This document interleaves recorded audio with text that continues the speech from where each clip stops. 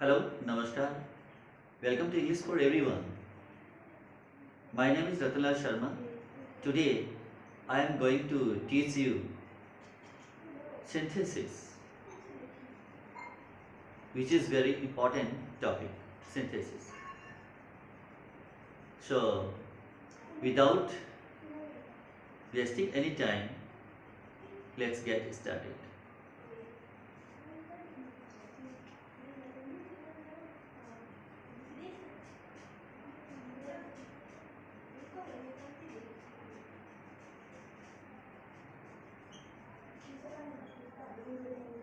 Synthesis.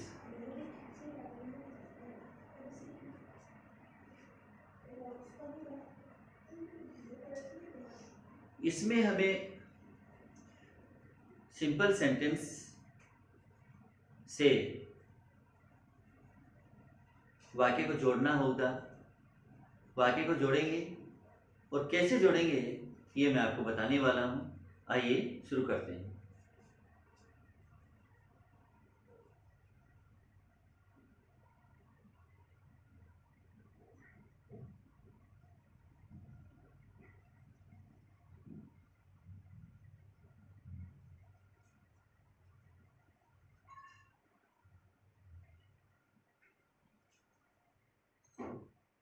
The chief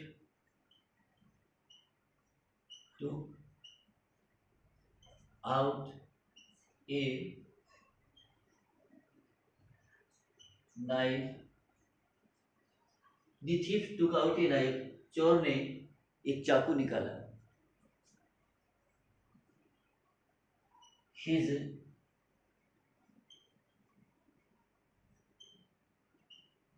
intention was to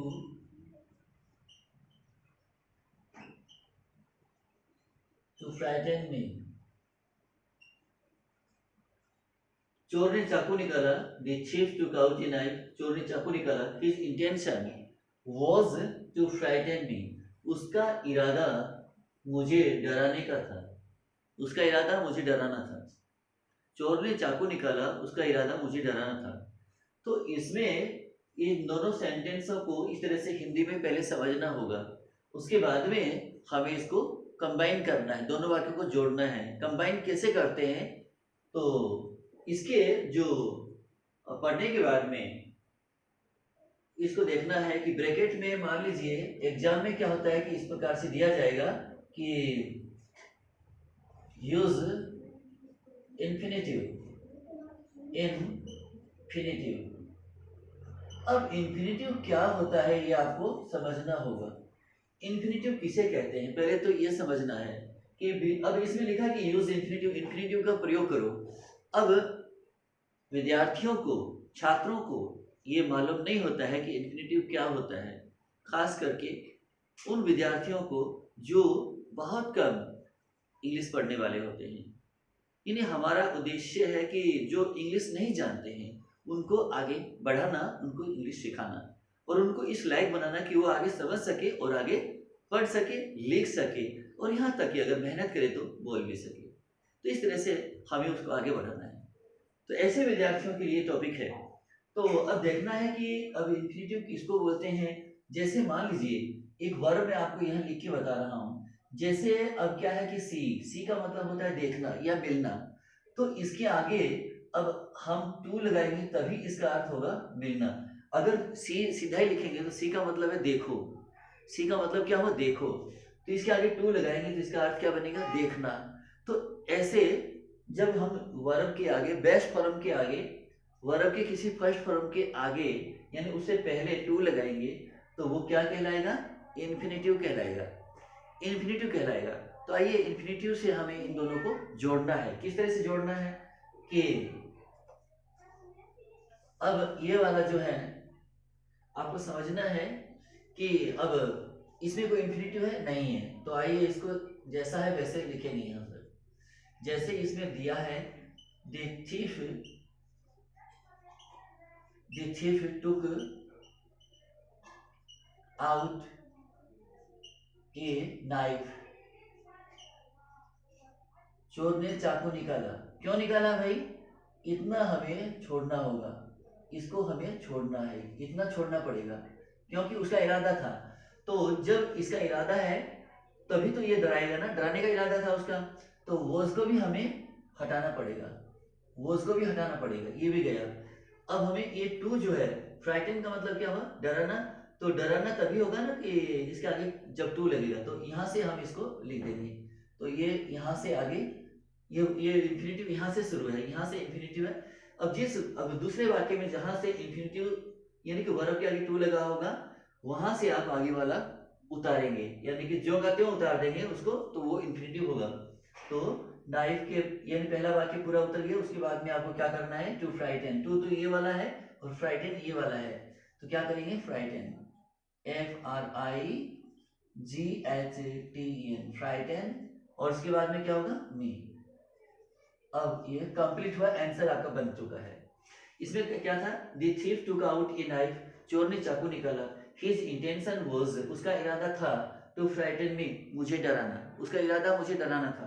अब इसका जो आंसर क्या बनेगा? The thief took out a knife to frighten me, चोर ने मुझे डराने के लिए चाकू निकाला। तो उसका इरादा था मुझे डराना, क्या उसने मुझे डरा दिया? नहीं, इरादा था, वो ऐसा करना चाहता था। क्या हो गया? काम हो गया था क्या? नहीं हुआ। मैं तो उसने मुझे डराने का प्रयास किया, उसने ऐसा, उसका इरादा था कि वो मुझे डराएगा, ठीक है ना, मुझे डराना वो चाहता था, लेकिन ये काम हुआ नहीं था तब तक, क्योंकि उसने मुझे डराया भी नहीं था, काम भी नहीं हुआ था, काम तब तक अधूरा था, पूरा नहीं हुआ था। तो ऐसे में हम क्या करेंगे? यहाँ से ये वाला जो टू वाला भाग है, ये हम यहाँ से आगे जो का त्यों लिखेंगे और इतना हिस्सा हम छोड़ देंगे। हिज इंटेंशन वाज, ये हम छोड़ देंगे। टू फ्राइटन मी, ये वाला इन्फिनिटिव यहाँ से शुरू हुआ, इन्फिनिटिव वाला हिस्सा हम लिख देंगे, तो ये आंसर आपका बन गया। तो ये अब दो वाक्यों को हमने जोड़ करके एक वाक्य बनाया, इसको कहते हैं कंबाइन करना, इन वाक्यों को जोड़ना, सम्मिलित करना, दोनों को जोड़ना है। देखिए अगला, अगर मान लीजिए मैं यहाँ लिखता हूं दे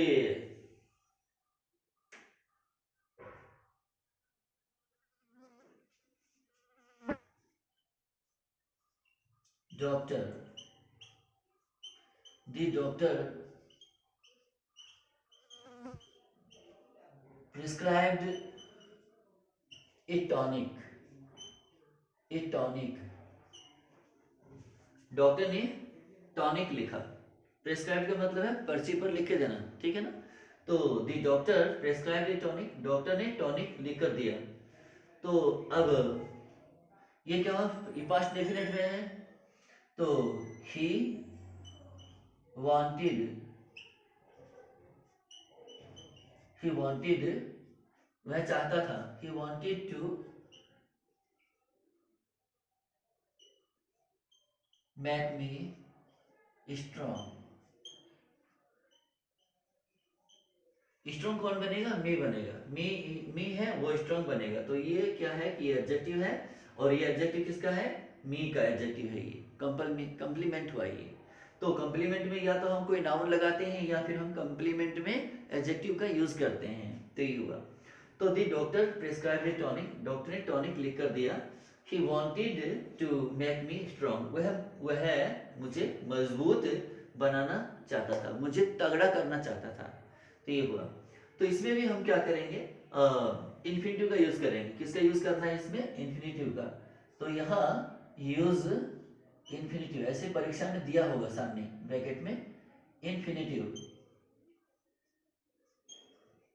ये इन्फिनेटिव हुआ ऐसे। तो अब इन्फिनेटिव क्या होगा? इन्फिनेटिव कहाँ से लगेगा? टू वाले से। तो ये वाक्य पूरा लिखना होगा, इतना हमें ये छोड़ना होगा, ये छोड़ दिया जाएगा, और यहाँ टू से हम वाक्य को जोड़ेंगे, तो टू से ही, टू यहाँ से, टू ही तो इन्फिनेटिव कहलाएगा, टू वर्ब के आगे टू लगा है तो ये इन्फिनेटिव होगा। ये हम इस वाक्य के तुरंत लिखेंगे कुछ इस तरह, the doctor, the doctor prescribed,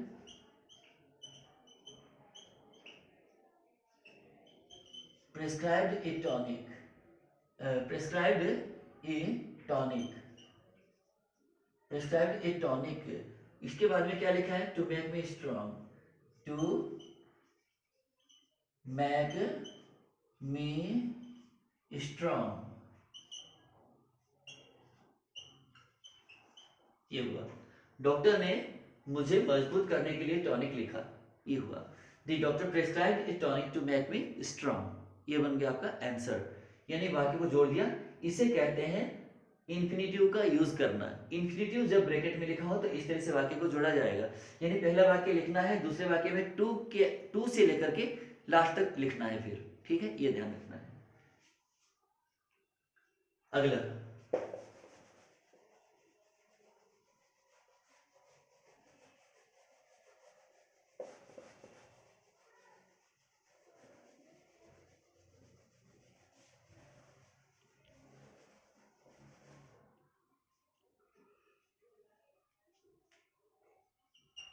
अगला लिखना है कि जैसे मान लीजिए अगर मैं यहां लिखता हूं कि the farmer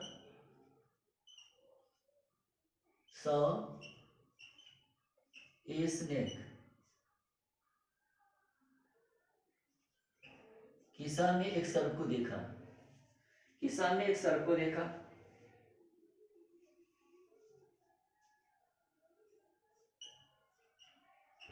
it was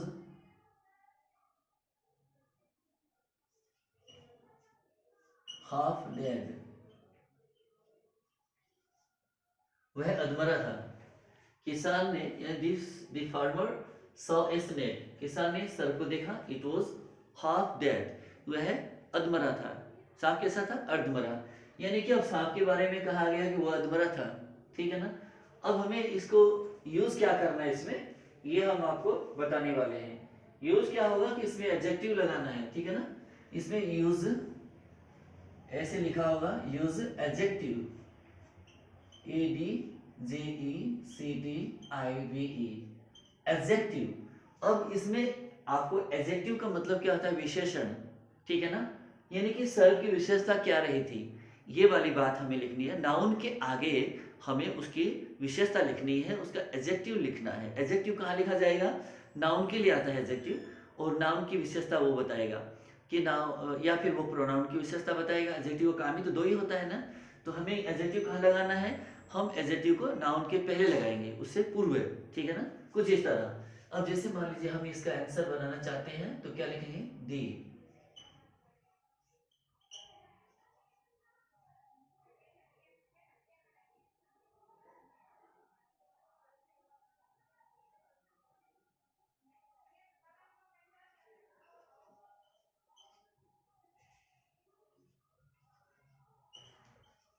the farmer saw, किसान ने देखा। क्या देखा?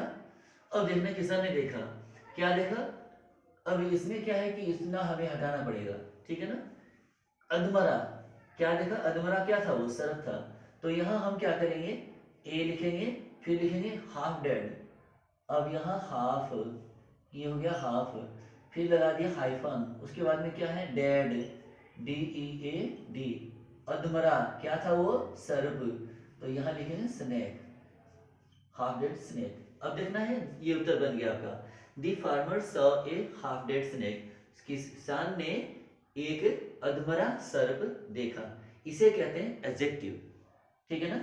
तो यहां से ए हाफ डेड स्नेक, ये क्या है? एडजेक्टिव फ्रेज है ये। तो हमें इस तरह से एडजेक्टिव लगाएंगे नाउन के आगे, तो क्या बन जाएगा? वो एडजेक्टिव फ्रेज। आगे देखना है।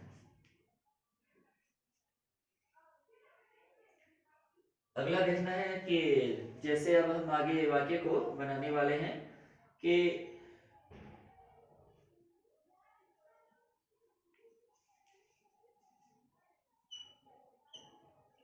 जूही बाउट,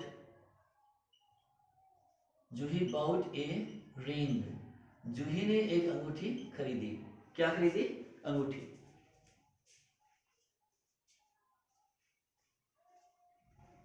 जूही ने एक अंगूठी खरीदी। अब इसके बाद में क्या होगा कि इट वॉज, क्योंकि ये भूतकाल है तो ये वॉज भूतकाल होगा ना, आगे वाला वाक्य भी भूतकाल में होगा।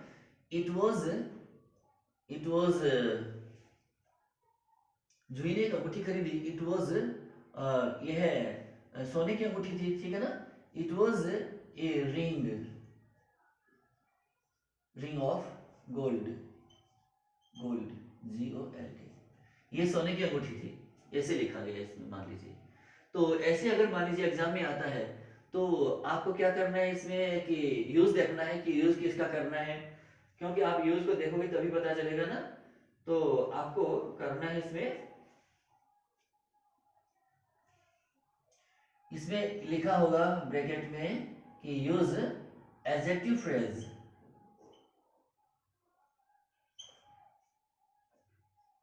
Adjective phrase PHRASE। तो फ्रेज का मतलब क्या होता है, वाक्यांश यानी वाक्य खंड, ठीक है ना। तो हमें क्या बनाना है, कौन सा वाक्य खंड बनाना है, एडजेक्टिव वाला, यानी हमें नाउन के साथ में एडजेक्टिव लगा करके उसको पूरा करना होगा, तो वो एडजेक्टिव फ्रेज कहलाएगा।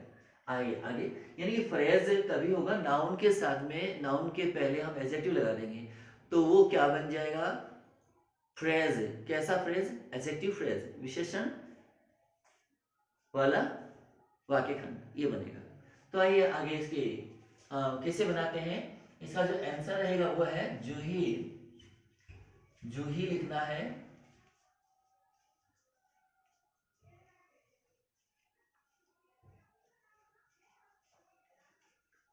जूही बाउट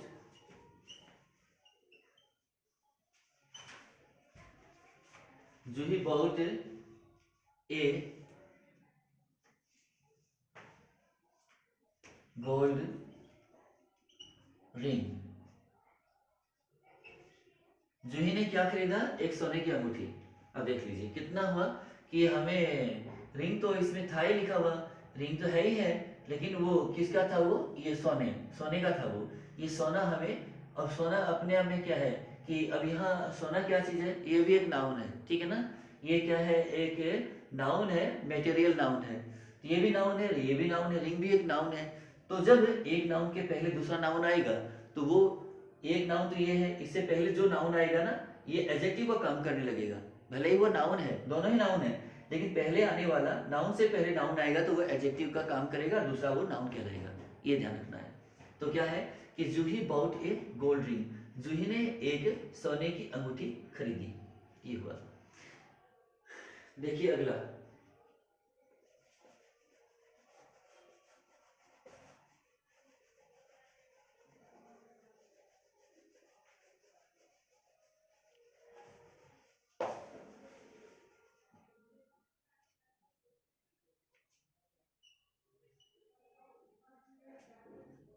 अगला देखिए इसमें जैसे मान लीजिए मैं लिखूं कि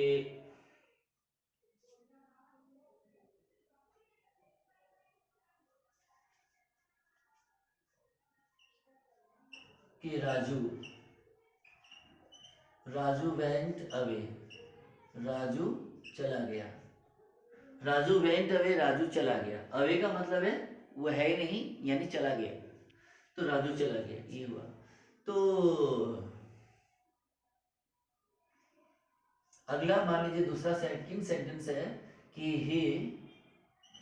did not he did not take he did not take a receipt, RECEIPT, receipt, वह रसीद नहीं ले गया, राजू वेंट अवे, राजू चला गया, he did not take a receipt, वह रसीद नहीं ले गया, ये इसमें है। तो अब हमें इसको क्या करना है कि एक ऐसा हमें वाक्य को बनाना है कि वो सही हो, बिल्कुल सही बन जाए, ठीक है ना। तो क्या करेंगे इसमें कि जैसे एग्जाम में लिखा होगा कि use use gerund, GERUND, gerund with preposition, preposition यानी प्रीपोजिशन के साथ में जेरंड का यूज करना है। अब प्रीपोजिशन के साथ में क्या करना है, जेरंड का यूज। आपको ये भी समझना है कि प्रीपोजिशन कौन सा लगेगा और जेरंड कौन सा लगेगा, किसका जेरंड बनना है। जेरंड का मतलब होता है वर्ब में आईएनजी लगाना, ठीक है ना। जैसे कि अब यहाँ मान लीजिए अगर मैं लिखूं राइट, WRITIN, ये क्या है, राइट है, अब इसका जेरन बनाना है। जेरन कैसे बनाएंगे कि WRITING, तो राइटिंग, ये क्या जेरन, जेरन वर्ब में आईएनजी लगाएंगे तो जेरन बन जाएगा। अब इसमें जेरन का यूज तो करना ही करना है, यानी जेरन क्या है कि ये हो गया। अब क्या करेंगे, प्रीपोजिशन लगाना है, एक ऐसा प्रीपोजिशन जो इस वाक्य के अनुरूप हो। पहले वाक्य को पढ़ना पड़ेगा, वाक्य को समझना पड़ेगा कि इसमें कौन से प्रीपोजिशन की ख्वाहिश रही है। तो ये ख्वाहिश देखनी पड़ेगी, वाक्य की ख्वाहिश क्या प्रीपोजिशन की है। तो इसमें देखना होगा कि अब वाक्य को जरा पढ़ लीजिएगा कि राजू चला गया, राजू वेंट अवे, राजू चला गया, he did not take a receipt, वह रसीद नहीं ले गया। तो बिना रसीद लिए हुए वह चला गया। तो बिना को क्या बोलते हैं, के बिना। इसकी अंग्रेजी क्या होती है, विदाउट। क्या होती है इसकी, विथ आउट। तो विथ आउट का हम यूज करेंगे। वैसे तो के बिना के लिए तो बहुत सारे शब्द होंगे, बहुत सारे इसमें इंग्लिश में बहुत सारे वर्ड होते हैं के बिना का अर्थ देने वाला, लेकिन हमें इसमें विदाउट का ही यूज करना है, जो शॉर्ट होता है बिल्कुल, ठीक है ना, बहुत ही छोटा वर्ड है, इसी का हमें यूज करना है इसमें। और खास करके एग्जाम में इस प्रकार के शब्दों का ही यूज किया जाता है। तो देखते हैं आगे। तो राजू को लिखना है,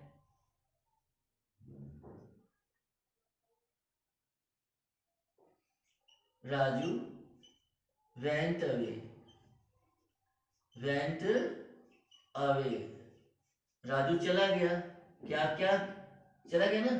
फिर क्या लिखेंगे, विद आउट, विदाउट, ये तो हो गया प्रीपोजिशन। ये अब ये इतना तो हो गया काम। अब जेरन लगाना है। जेरन किसका बनेगा, इतना तो हमें हटाना पड़ेगा, ठीक है ना। अब टैग का क्या होगा, टैगिंग, यानी जेरन बनेगा। टैग, ये टैग यहाँ लिखेंगे टैग, तो इसके ई को हटाना पड़ेगा, फिर हम आईएनजी लगा सकते हैं। ई को हटा करके आईएनजी लगेगी, ध्यान रखना है, ई के होते आईएनजी कभी नहीं लगेगी, ये बात आपको दिमाग में सोचना होगा। तो without checking a receipt, checking a receipt, RECEIPT, receipt, ये हो गया कंप्लीट, एक्शन कंप्लीट हुआ। तो Raju went away without taking a receipt, Raju रसीद बिना लिए ही, बिना रसीद लिए राजू चला गया। Raju went away without taking a receipt, ये हुआ कंप्लीट। आगे देखते हैं, अगला देखना है। जैसे मान लीजिए अगर हम आगे लिखें कि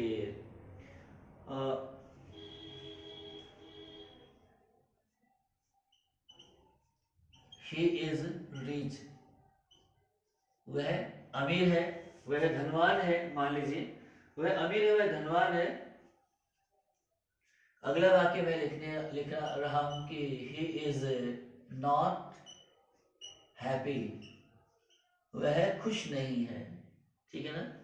वह he is rich, वह धनवान है, वह अमीर है।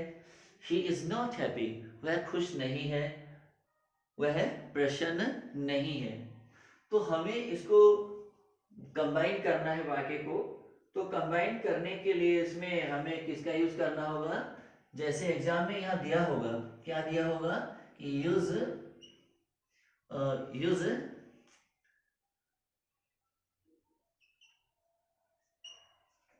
विच डिस्पाइट, DESPITE,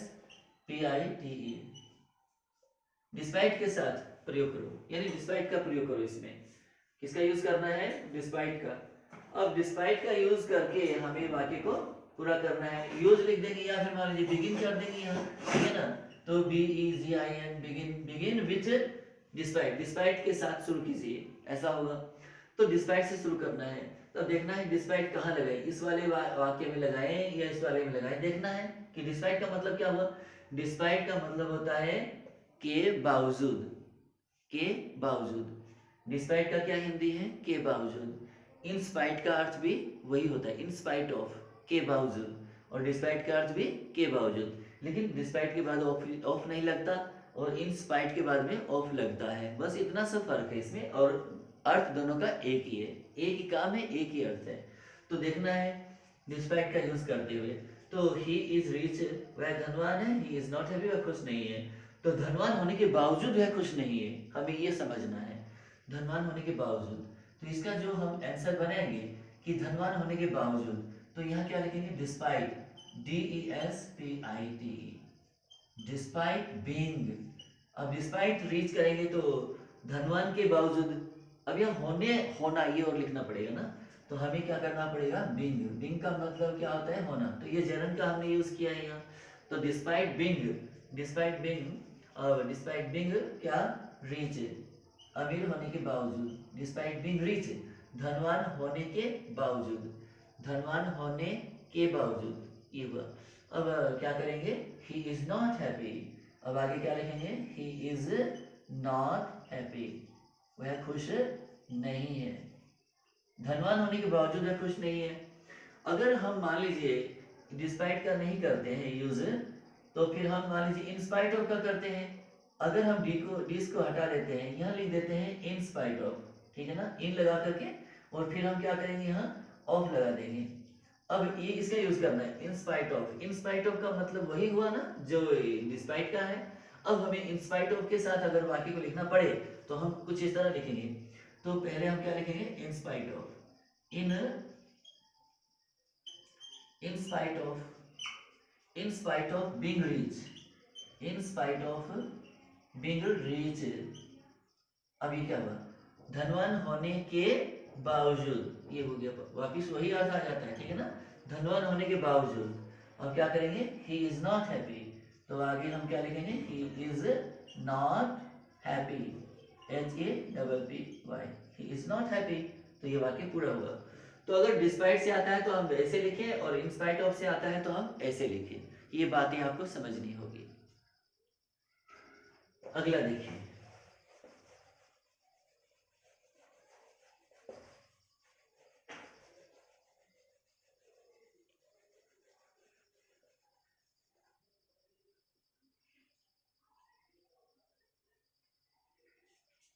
अगला देखना है कि जैसे मान लीजिए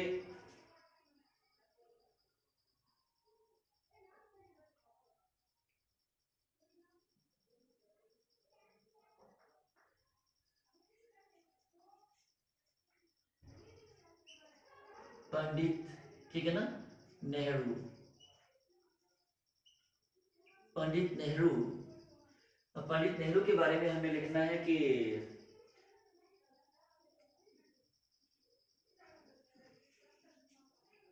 was born, पंडित नेहरू का जन्म हुआ था, कहाँ हुआ था, इन इलाहाबाद,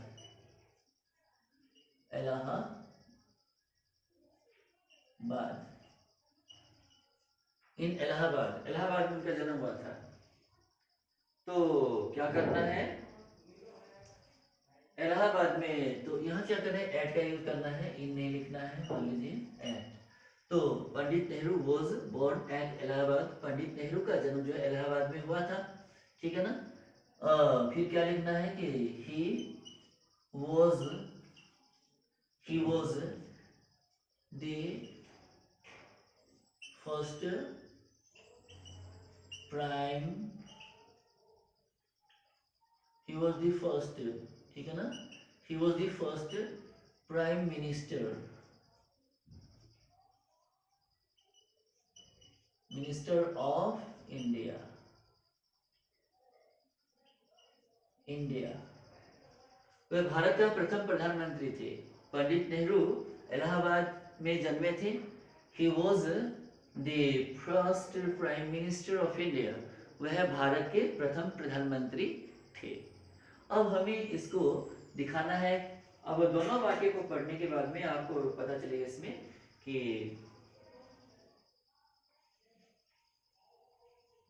इसका जो यूज दिया जाएगा कि use phrase, phrase in apposition, apposition, phrase लिखना है, फ्रेज बनाना है किसका, एपोजिशन के साथ, यानी एपोजिशन लिखना है, समानार्थी वाक्य बनाना है। यानी कि हमें पंडित नेहरू के बारे में जानकारी देनी है, उनकी व्याख्या करनी है थोड़ी सी एक पंक्ति में, और वो पंक्ति क्या कहलाएगी, एपोजिशन, यानी समानार्थी।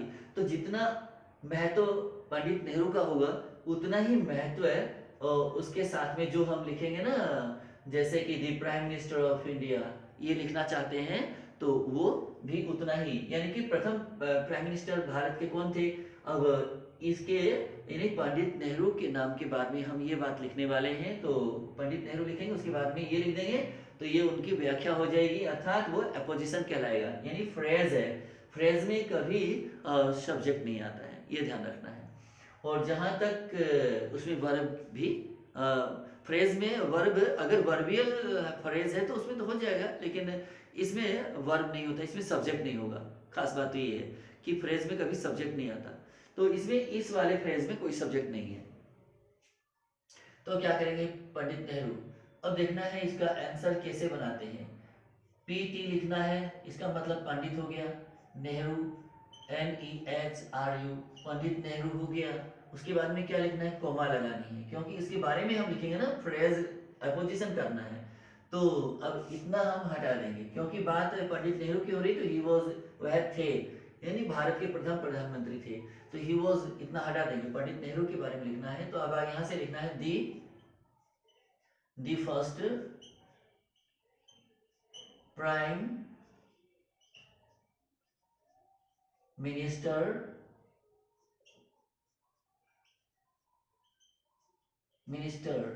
ऑफ हो गया। उसके बाद में क्या लिखेंगे, इंडिया, ऑफ इंडिया। यहाँ अब कोमा फिर से लगा देंगे, क्योंकि ये व्याख्या हो गई, एपोजिशन हो गया। तो ये इसका अब जो नाम है, नाउन है, इस नाम की ही इसके यानी इस सब्जेक्ट के बारे में ये बात कही गई है। The first prime minister of India, Bharat के प्रथम प्रधानमंत्री, ये बात हुई है।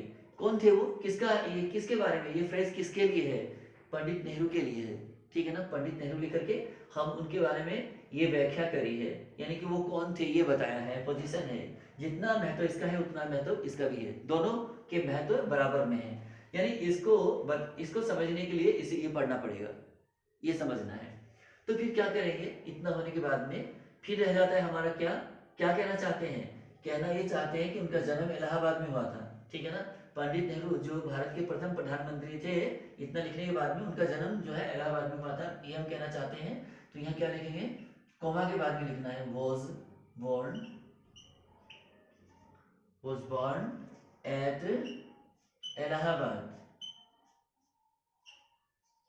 इलाहाबाद। तो ये कंप्लीट हुआ वाक्य, इसे कहते हैं फ्रेज इन एपोजिशन। आगे शुरू करते हैं।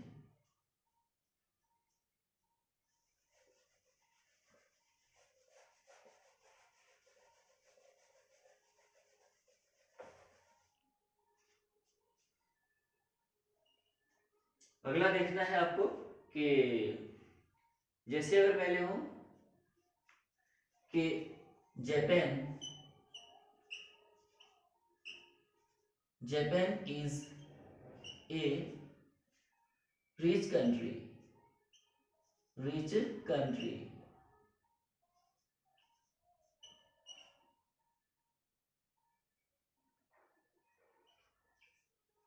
जापान एक धनवान देश है। कैसा देश है, जापान धनवान देश है, ये हो गया कि जापान एक धनवान देश है, ये हमने लिख दिया है। उसके बाद में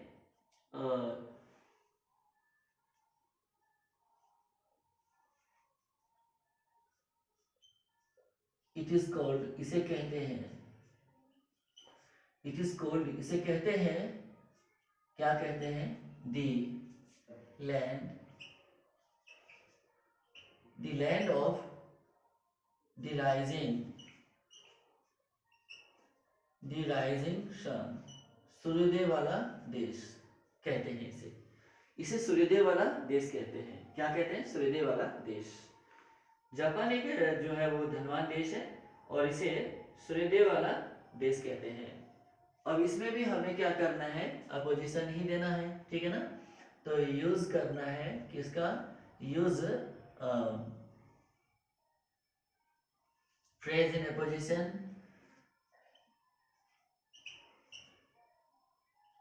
phrase in opposition, phrase in opposition. तो ये हुआ। अब अपोजिशन वाला फ्रेज हमें बनाना है, जापान के बारे में बताना है कि वो सूर्योदय वाला देश है, ठीक है ना। तो अब क्या करना है, इट इज कोल्ड, इतना तो हटाना होगा हमें, इतना तो हटा दिया। अब जापान लिखना है, तो हम ये लिख कर के फिर ये लिखे, ऐसा गलत करना, ये गलत हो जाएगा। तो पहले हमें क्या करना है कि जापान लिखना है, JAPAN, जापान, ठीक है ना। अब जापान के बारे में हिंदी में इसको जापान कहते हैं, इंग्लिश में इसको जापान, जापान, और उसके बाद कोमा लगाएंगे। अब इसका फ्रेज बनाना है। फ्रेज क्या है इसका, the land of the rising sun. Japan क्या है, द लैंड देश है, ठीक है ना। कैसा देश है वो, ऑफ द राइजिंग सन, सूर्योदय वाला, of the rising sun, of the rising, of the rising sun, कि वो सूर्योदय वाला देश है, फिर कोमा लगा दिया। तो इसकी व्याख्या हमने, ये फ्रेज है, इसमें कोई वर्ब नहीं है, ठीक है ना। तो इसमें ये फ्रेज बन गया। कैसा फ्रेज है ये फ्रेज है किसका, जापान का, जापान का ये फ्रेज है, अपोजिशन है ये, यानी जापान के बारे में बतलाया गया है। इन दोनों का ये समानार्थी शब्द है इसका, तो जितना अर्थ इसका है उतना इतना ही महत्वपूर्ण इसका है, इसका भी अर्थ है। तो Japan the land of the rising sun. अब जापान क्या है ये बताने की आवश्यकता नहीं पड़ी, ये जानने के लिए हमें इस वाक्य को पढ़ने से पता चल जाएगा। तो Japan the land of the rising sun, अब पता चला कि जापान सूर्योदय वाला देश है, ठीक है ना। अब उसके बाद में क्या लिखेंगे, क्या बताना है कि वो एक धनवान देश है, तो इज ए रिच कंट्री, यहाँ लिखेंगे इज ए रिच। अब इसके बाद में ये वाली यहाँ से इतना बाद में लिखेंगे, is a rich country, COUNTRY। अब ये पूरा हो गया है, इसे कहते हैं फ्रेज इन एपोजिशन, पूरा समझ लीजिएगा। अब इस तरह से आपको बनाना है, एग्जाम में आता है तो। और ये काफी इंपॉर्टेंट सेंटेंस है जो मैं आपको बता रहा हूं, देखिएगा। इसके बाद नौवां, अब जो नौवां जो सेंटेंस है ये आप बनाइएगा कि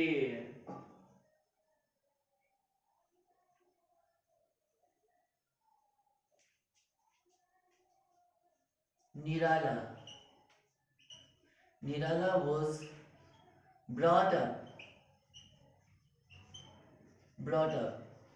निराला का पालन पोषण हुआ, लालन पालन हुआ, कहाँ हुआ, इन बंगाल, इन बंगाल, बंगाल में हुआ, इन बंगाल, बंगाल में उसका लालन पालन हुआ था, यानी परवरिश जो है, निराला जो है कवि है, इनका जो पालन पोषण कहाँ हुआ था, बंगाल में हुआ। अब बात इतनी सी है कि वो एक उनका जो पालन पोषण है वो बंगाल में हुआ। अब ब्रॉट अप का मतलब होता है पालन पोषण हुआ, यानी परवरिश हुआ। अब उसके बाद में आगे हम लिखें कि he was a great, GREAT, he was a great, वह एक महान थे, क्या किस चीज के महान थे वो, क्या महान थे वो, हिंदी कवि थे वो, हिंदी कवि, हिंदी के महान कवि थे। यहाँ लिखेंगे Hindi, Hindi point, POET point, ये हुआ। तो निराला was brought up in Bengal, निराला का लालन पालन बंगाल में हुआ था, परवरिश बंगाल में हुआ। He was a great Hindi poet, वह एक महान हिंदी के कवि थे, ये हुआ। तो अब क्या करना है, हमें इसको एपोजिशन में दिखाना होगा, ठीक है ना। तो इस ये भी फ्रेज इन एपोजिशन है ये, तो हमें यूज करना है, use phrase, PHRASE, phrase in apposition. तो इसमें भी हमें एपोजिशन का ही प्रयोग करना है, APOSITION, एपोजिशन, एपोजिशन का ही फ्रेज इसमें दिखाना है हमें। तो एपोजिशन बनाना है इसका, तो कैसे बनाते हैं कि निराला लिखेंगे, सबसे पहले हम क्या लिखेंगे, निराला, निराला कौन थे ये बाद में। तो निराला लिखने के बाद में निराला के बारे में इनका परिचय देना है। परिचय ये है कि ये इनका परिचय है, ठीक है ना। अब ग्रेट के पहले ए नहीं लिखा जाएगा, जब भी ग्रेट आता है तो इसके आगे हमें दी लगाना पड़ता है, दी ग्रेट, दी ग्रेट ऐसे होगा। वैसे तो ग्रेटेस्ट के आगे हम दी ग्रेटेस्ट तो करते ही हैं, लेकिन यहाँ जो है ए का स्थान क्या लेगा, दी ले लेगा, तो दी ग्रेट करना है। बाकी के लिए हम ए ही लिखेंगे, बाकी सेंटेंसों में हम ए लिखेंगे, लेकिन ग्रेट जब आता है तो इसके आगे हमेशा दी का प्रयोग करते हैं, ये बात आपको बिल्कुल से ध्यान में रखनी है। निराला कोमा, फिर लिखना है the great, the great, the great Hindi, Hindi point. अब ये हो गया इनकी एपोजिशन है, ये फ्रेज इन एपोजिशन हो गया, ठीक, फ्रेज है और एपोजिशन में है ये फ्रेज बन गया और एपोजिशन है ये, यानी कि इस फ्रेज एपोजिशन में निराला के बारे में कहा गया। निराला का जो कवि है इनकी जानकारी इसमें है। निराला कौन थे? द ग्रेट हिंदी पोएट, महान हिंदी के कवि थे। ये हो गया, इनकी जानकारी हो गई कंप्लीट। अब क्या करना है, क्या लिखना है? Was brought up in Bengal, ये लिखना है। उनका जन्म बंगाल में हुआ था, ये हम बताना चाहते हैं, तो इतना तो ये छोड़ना पड़ेगा, ठीक है ना। अब क्या करेंगे, वॉज ये रहा, ब्रॉट अप यहां लिखेंगे ब्रॉट अप, ब्रॉट अप। अब क्या करना है, इन बंगाल, इन बंगाल, इन बंगाल, कंप्लीट हुआ एक्शन। तो इसमें क्या है कि इस तरह से हम एपोजिशन का यूज करते हैं, फ्रेज इन एपोजिशन, इसी को कहते हैं। तो ये बात आपको ध्यान में रखनी होगी। लिखते हैं अगला। आपको पूरी तरह से समझ में आ रहा है, मैं ऐसी उम्मीद करता हूं कि बहुत ही अच्छी तरह से आप समझ पा रहे हैं। पूरा वीडियो देखिएगा, आपको जानकारी बहुत सारी उपलब्ध करवाई जाएगी एग्जाम के लिए। आने वाली परीक्षा में आपको अच्छे अंक ऐसे वीडियो ही दिला सकते हैं। बाकी अन्य जानकारी अगर मान लीजिए हम अपनी तरफ से अगर कुछ एक्स्ट्रा में जानकारी देते हैं, वो तो इंग्लिश बोलने या लिखने के लिए होती है। लेकिन ये जो अभी हम आपको बता रहे हैं, ये एग्जाम की मटेरियल है। एग्जाम का मटेरियल है कि आप एग्जाम में कैसे सेंटेंस आए और उनको कैसे हल करें। ये एग्जाम के ही सेंटेंस है और इनको आपको कैसे बनाना है ये हम आपको बता रहे हैं, ये समझिएगा। अगला देखिए, 10वां जो सेंटेंस है, ये मैं जैसे लिखूं,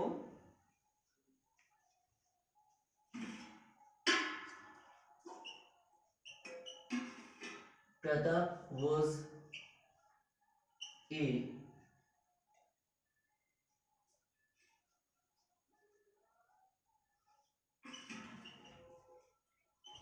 powerful Indian powerful Indian king। ये हुआ, प्रताप एक शक्तिशाली भारतीय राजा थे, ये कंप्लीट हुआ। तो शक्तिशाली भारतीय राजा थे, ये हो गया। अब आगे लिखना चाहते हैं कि ही फाउट, वह लड़े, अगेंस्ट अकबर, वह अकबर के खिलाफ लड़े, अकबर से लड़े।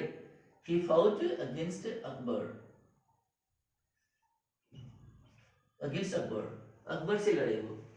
अब इसमें भी हमको फ्रेज इन पोजीशन दिखाना होगा। तो ऐसे में हम क्या करेंगे, इसमें भी हम फ्रेज इन अपोजिशन का ही यूज करने वाले हैं। तो ये इतना हुआ। तो इसमें भी ब्रैकेट में लिखा होगा कि आप इसमें क्या यूज करेंगे, फ्रेज का, PHRASE, phrase in apposition, APPOSITION, apposition, ये वाला। तो फ्रेज इन एपोजिशन, इसका भी हमें एपोजिशन बनाना है। तो कैसे बनाना है, पहले हम प्रताप लिखेंगे। तो क्या लिखेंगे यहाँ, प्रताप, तो PRATAP, प्रताप, इतना लिख दिया। अब प्रताप के बारे में हमें जानकारी देनी है, एपोजिशन करना है, फ्रेज लगाना है कि वो क्या थे। तो ये पावरफुल इंडियन किंग, ये थे वो। तो वॉज को नहीं लिखना है, ये हटा देंगे। प्रताप ये पावरफुल, अब पावरफुल है, यहाँ दी पावरफुल नहीं करना है, ठीक है ना। ग्रेट के लिए तो हम दी लगाते हैं, लेकिन ए पावरफुल के लिए ए ही लगाएंगे। तो यहाँ कुछ भी दी नहीं लगेगा। ए पावरफुल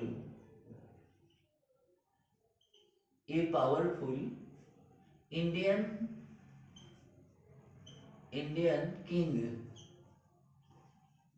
किंग, ठीक है ना।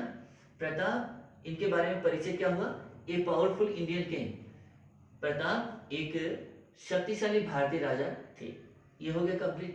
अब यहाँ फिर से कॉमा लगा देंगे कि पहले ये लिखने के बाद में नाउन लिखेंगे, नाउन के बाद में कॉमा लगा देंगे, फिर फ्रेज लिख देंगे, फिर वापस कॉमा लगानी है। फिर क्या करें, कोमा नहीं बोलना है, कोमा बोल गए तो आगे का कुछ भी नहीं बनेगा। अब उसके बाद में क्या करना है, अब ये हट गया, अब हमें लिखना है फॉट अगेंस्ट अकबर, अकबर से लड़े, ठीक है ना। तो यहाँ क्या लिखेंगे, fought, FOUGST, fought against, against का मतलब है के विरुद्ध, तो अगेंस्ट अकबर, अकबर के विरुद्ध लड़े थे, ठीक है ना। Pratap a powerful Indian king fought against Akbar, ये हुआ आंसर इसका। चलिए आगे देखते हैं, इसे कहते हैं फ्रेज इन एपोजिशन। तो ये बात आपको बिल्कुल समझ में आ ही गई होगी अब तो, मैं ऐसी उम्मीद करता हूँ। तो आगे लिखता हूँ कि देखिए आगे अगला सेंटेंस, जैसे मान लीजिए अब अगर मैं लिखूं कि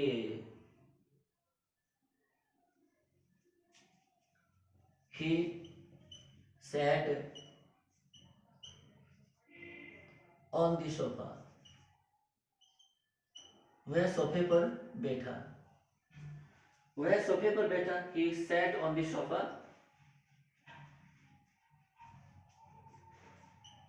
he took out a pen, उसने एक पेन निकाला, ठीक है, उसने एक पेन निकाला, ये हो गया इतना। उसके बाद में हम जो लिखना चाहते हैं कि रॉट, राइट, रॉट, रिटर्न, ही रॉट, उसने लिखा, क्या लिखा, ए लेटर, ए लेटर, ये हो गया। अब इनकी तीन सेंटेंसेस में तीनों की हिंदी समझ लीजिए।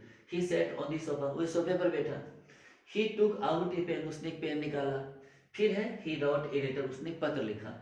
अब इन तीनों सेंटेंसों को हमें क्या करना है, कंबाइन करना है, इनको जोड़ना है, और जोड़ करके हमें एक वाक्य बनाना है, ठीक है ना। कैसे बनाते हैं, तो इसमें हमें एग्जाम जो होगा, एग्जाम में हमें कैसे दिया जाएगा, ये परीक्षा में दिया जाएगा यूज करके पार्टिसिपल, यहाँ लिखा जाएगा party, PART, participle, CIPL, participle. Participle किसको बोलते हैं, देखिए अब चाहे आप उसको पार्टिसिपल कहें, चाहे आप उसको जेरंड कहें, वर्ब में जब आईएनजी लगा देंगे तो वो पार्टिसिपल भी है और वो जेरंड भी है। अब बात यह है कि आप उसका अगर जेरंड के रूप में यूज करेंगे तो वो नाउन के रूप में यूज करेंगे तो जेरंड कहलाएगा, अगर वो आप पार्टिसिपल तब कहलाएगा जब उसका आप यूज जो है एडजेक्टिव के रूप में कर रहे हैं, ठीक है ना, तो पार्टिसिपल कहलाएगा। और वैसे हम पार्टिसिपल का यूज कंटिन्यूस टेंसों में भी करते हैं, इनके यूज काफ़ी हैं, लेकिन बात यहाँ हमें जो है प्रेजेंट पार्टिसिपल के रूप में दिखाना है। यहाँ जो है पास्ट पार्टिसिपल नहीं लिखा है, इसमें परफेक्ट पार्टिसिपल भी नहीं लिखा है, सीधा लिखा है पार्टिसिपल। तो आपको समझना है पार्टिसिपल कितने प्रकार के होते हैं, पार्टिसिपल के 3 प्रकार के होते हैं। पहला तो हो गया, जैसे मान लीजिए प्रेजेंट पार्टिसिपल जो फिलहाल ये वाला है, इसमें प्रेजेंट पार्टिसिपल, प्रेजेंट शब्द नहीं लिखा होगा, सीधा लिखेंगे वो एग्जाम में क्या लिखा जाएगा, यूज पार्टिसिपल, पार्टिसिपल का प्रयोग करो। अब आपको भ्रमित नहीं होना है, कंफ्यूज नहीं होना है, आपको देखना है कि पार्टिसिपल लिखा है इसमें, तो आप कौन से पार्टिसिपल का यूज करेंगे, प्रेजेंट पार्टिसिपल का यूज करेंगे। अगर आप यहाँ दूसरे कोई पार्टिसिपल के बारे में यूज कर रहे हो तो ये वाक्य बिल्कुल गलत हो जाएगा, क्योंकि परफेक्ट पार्टिसिपल जो होता है, प्रेजेंट परफेक्ट पार्टिसिपल, उसका हम यूज कब करते हैं, जब कोई काम हो जाता है उसके बाद, पूरा काम हो जाने के बाद, ठीक है ना, कोई एक काम पूरा हो गया तो उसके बाद में हम जब दूसरा काम करेंगे तो हम प्रेजेंट परफेक्ट पार्टिसिपल का यूज करेंगे, परफेक्ट पार्टिसिपल का यूज तब करते हैं। अगर हम पास्ट पार्टिसिपल का यूज करना चाहते हैं तो वो तो बीता हुआ है, भूतकाल की बात होती है, ठीक है ना, कोई भूतकाल के एक्शन को दिखाना है तो हम उसका पास्ट पार्टिसिपल का यूज करेंगे। तो यानी कि पास्ट पार्टिसिपल का मतलब है थर्ड फॉर्म का यूज करना, ठीक है ना।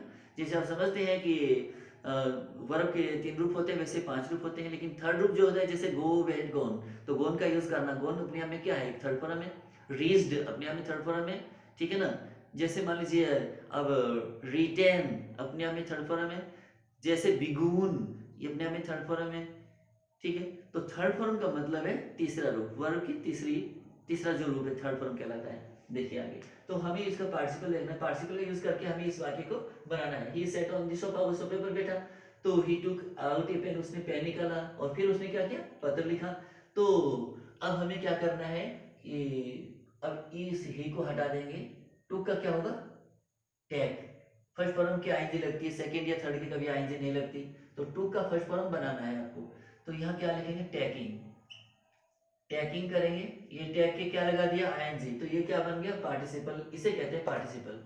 ये टू का पार्टिसिपल टैकिंग हुआ, ठीक है, देखना है। तो फर्स्ट फॉर्म बनाना पड़ेगा। जैसे मान लीजिए अब कहा जाए कि रीच्ड लिखा हो कहीं, मान लीजिए रीच्ड, और आपको कहा जाए कि पार्टिसिपल का यूज करना है, तो आप रीच्ड के रीचडिंग थोड़ी करेंगे, वो तो गलत हो जाएगा।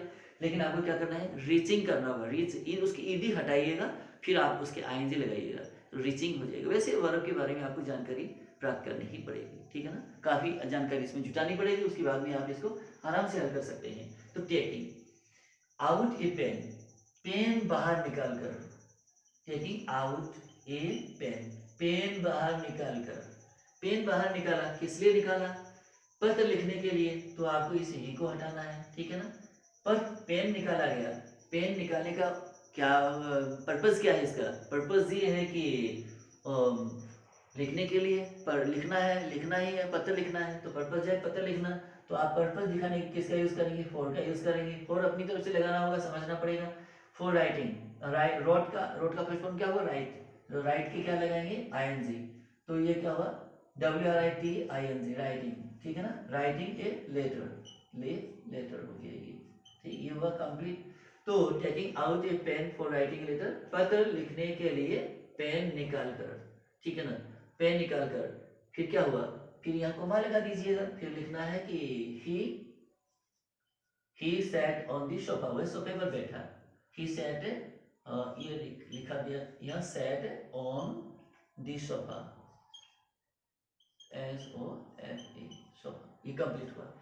Taking out a pen for writing a letter, he sat on the sofa, ये कंप्लीट हुआ, ऐसे लिखना होगा। अगला देखिएगा, अगला सेंटेंस, जैसे मान लीजिए मैं अब लिखूं यहाँ कि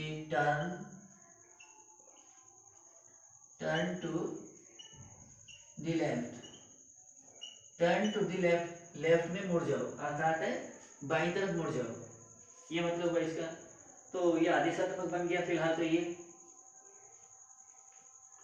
अब उसके बाद में you will reach, REACH, you will reach the hospital, reach the hospital, PITAL, hospital, ये हो गया। टर्न टू द लेफ्ट, अब टर्न के आगे कोई सब्जेक्ट नहीं है, कोई टू नहीं है, कुछ भी लगा हुआ नहीं है, तो इसका ये आदेशात्मक बन गया। टर्न का मतलब है मुड़ जाओ, किधर मुड़ जाओ, टू द लेफ्ट, बाईं तरफ मुड़ जाओ, बाईं तरफ मुड़ जाओ, टर्न टू द लेफ्ट, बाईं तरफ मुड़ो, फिर क्या होगा, you will reach the hospital, आप अस्पताल में पहुंच जाएंगे, बाईं तरफ मुड़ने पर आप अस्पताल पहुंच जाएंगे, ये। तो अब इसमें यूज किसका करना है, ये बात काफी महत्वपूर्ण है, तो ब्रैकेट में आपको दिया जाएगा परीक्षा में कि इसमें भी आप पार्टिसिपल का यूज करेंगे, किसका यूज करेंगे, पार्टिसिपल, तो use participle, PARTI, participle, CIPL, participle का यूज करना है।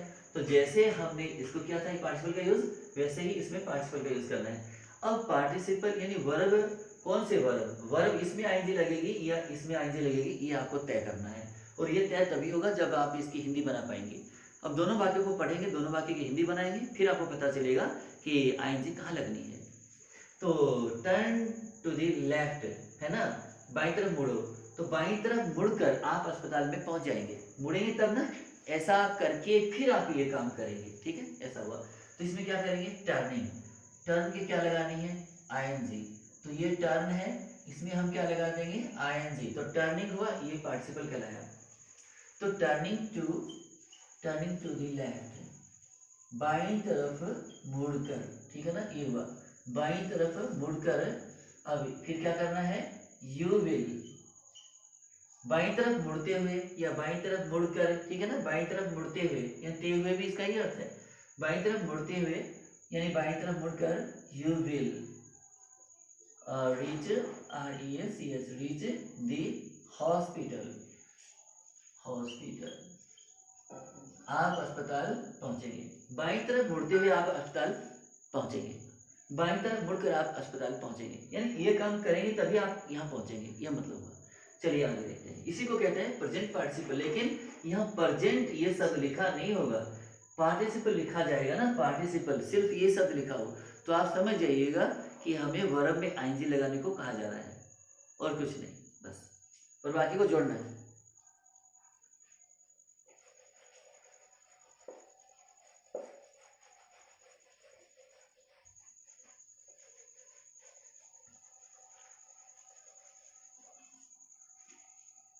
इसके बाद में लिखते हैं अगला, देखिए कि अब आगे हम लिखें कि he heard a sound, he heard a sound, उसने एक आवाज सुनी, वह उसने आवाज सुनी, it was all of a sudden, SUDDEN, ये हुआ। अब देखिए इसमें दोनों की हिंदी आप बना लीजिए, पहले आपसे क्या हिंदी बनती है आप बनाइए, पहले इसका हिंदी बना लीजिए।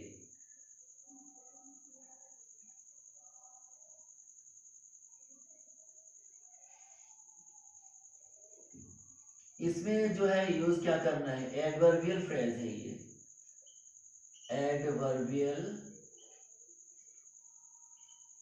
फ्रेज, एडवर्बियल फ्रेज बनाना है आपको। तो अब क्या है कि एडवर्बियल फ्रेज बनाना है, किसका बनाना है, एडवर्बियल फ्रेज बनाना है, तो बनाएंगे कौन सा एडवर्बियल फ्रेज, कौन सा है ये हट जाएगा, एडवर्बियल फ्रेज आपका ये वाला है, ठीक है ना, जो एडवर्ब का काम कर रहा है यहाँ, ठीक है। अब क्या करना है कि ही हर्ड ए साउंड, उसने आवाज सुनी, ऑल ऑफ ए सडन का मतलब होता है अचानक, यानी सडनली जिसको आप कहते हो ना, सडनली तो अपने आप में एक एडवर्ब है, सडनली अपने आप में एक एडवर्ब है, क्योंकि उसके अंत में एलवाई लगा है, तो वो क्या है कि एडवर्ब ऑफ मैनर है वो, ठीक है ना, एडवर्ब ऑफ मैनर यानी तौर तरीका बताने वाला एडवर्ब, यानी कोई घटना किस तरह से घटित हुई, तो अचानक से, इसको बोलते हैं सडनली।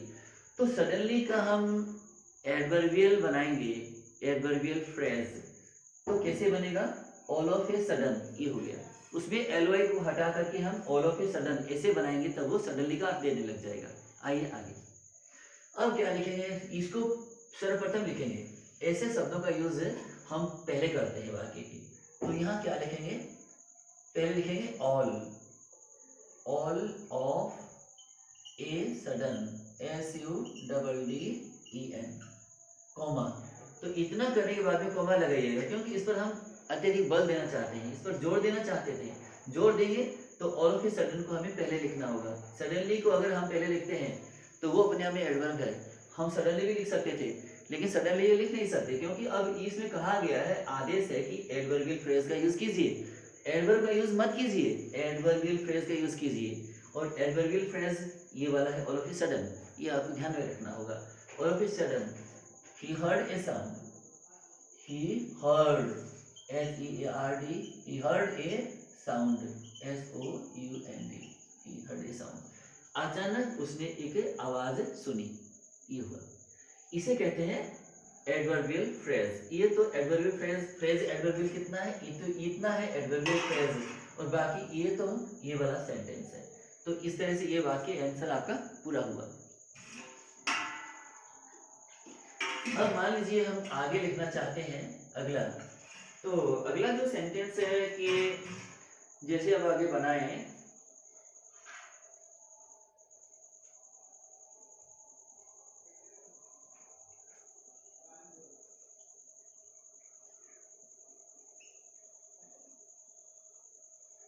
पेंसिलिन, पेंसिलिन का एक गवाह है, ठीक है ना, पेंसिलिन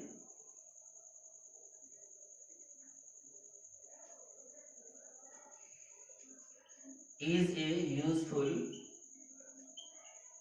drug, पेंसिलिन एक उपयोगी दवा है, ड्रग मीन्स दवा, उपयोगी दवा है,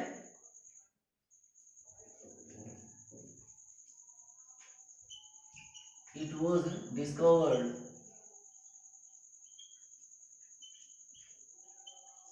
discovered by Alexander,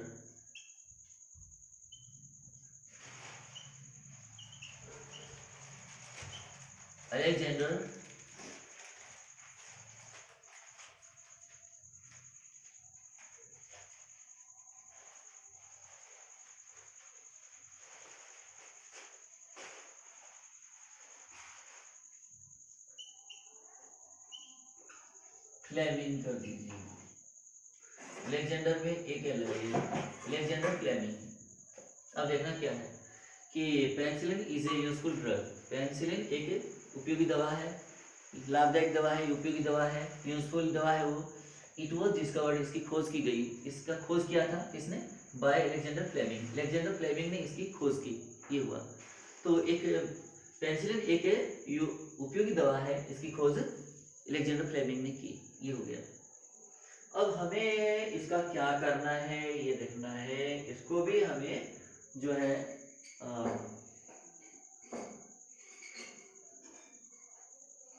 phrase in apposition में ही दिखाना है। मान लीजिए इसको क्या करना है, phrase, PHRASE, phrase in apposition, APPOSITION,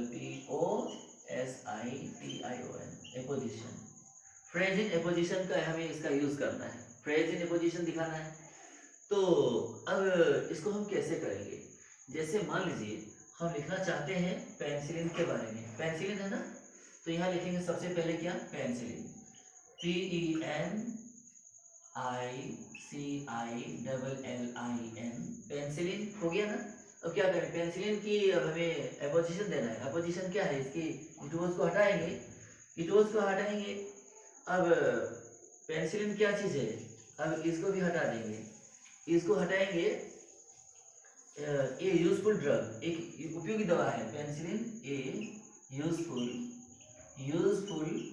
drug, DRUG, उपयोगी दवा है, पेनिसिलिन एक उपयोगी दवा है, ये हो गई। पेनिसिलिन एक उपयोगी दवा है, ये अब दोनों तरफ से कोमा लगा दिया, पेनिसिलिन लिख करके। पेनिसिलिन के बारे में हमने क्या कहा है, ए यूजफुल ड्रग, तो इसके बारे में हमने बताया, तो ये क्या है, एपोजिशन हुआ, एपोजिशन ये समानार्थी शब्द हुआ ये। अब क्या करेंगे, उपयोगी दवा है, उसकी खोज किसने की, अब वॉज जो है हमको लिखना पड़ेगा, वॉज डिस्कवर्ड,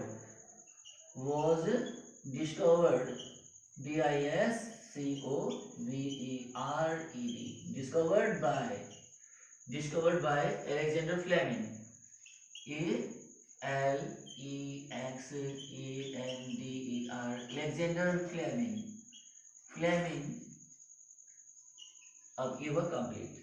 तो penicillin a useful drug, penicillin एक उपयोगी दवा है, was discovered by Alexander Fleming, जिसकी खोज अलेक्जेंडर फ्लेमिंग ने की थी, जिसका पता अलेक्जेंडर फ्लेमिंग ने किया था, लगाया था। तो मुझे उम्मीद है कि आज का ये वीडियो आपको बहुत अच्छी तरह से समझ में आ गया होगा। तो इसका लाभ उठाइएगा, अपने दोस्तों तक, अपने परिचितों तक इसको शेयर कीजिएगा, वीडियो को लाइक कीजिएगा और मेरे चैनल को सब्सक्राइब पहले कर लीजिए ताकि मेरे आने वाले वीडियो आप तक पहुंच पाएंगे। और that's all for today. Now, thank you so much for watching this video.